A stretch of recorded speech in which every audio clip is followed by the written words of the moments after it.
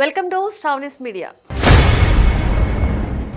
ఏపీలో కల్తీ మద్యం కేసులో నిందితుడు జనార్దన్ రావు వాంగ్మూలం ఆధారంగా వైసీపీ మాజీ మంత్రి జోగి రమేష్ ను అరెస్టు చేసిన పోలీసులు ఇప్పుడు ఆయన కుమారుడు రాజీవ్ కు షాక్ ఇచ్చారు. జోగి రమేష్ ను కల్తీ మద్యం కేసులో నిందితుడిగా చేర్చి పోలీసులు అరెస్టు చేసి కోర్టుకు తరలించే క్రమంలో చోటు చేసుకున్న ఘటనలే ఇందుకు కారణంగా తెలుస్తోంది.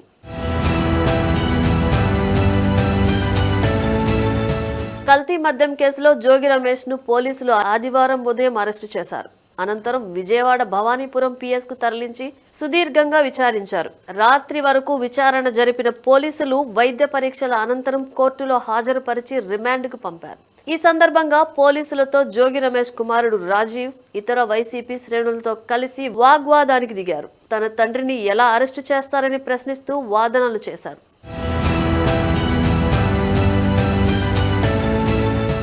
ప్రభుత్వ ఆసుపత్రిలో జోగి రమేష్ ను హాజరుపరిచేందుకు పోలీసులు తీసుకొచ్చిన సమయంలో రాజీవ్ తనతో పాటు వచ్చిన వైసీపీ అనుచరులతో కలిపి లోపలికి వెళ్లేందుకు ప్రయత్నించారు. అయితే పోలీసులు అడ్డుకున్నారు. దీంతో వాగ్వివాదం చోటు చేసుకుంది. చివరికి తోపులాట జరగడంతో వైసీపీ శ్రేణులు రెచ్చిపోయాయి.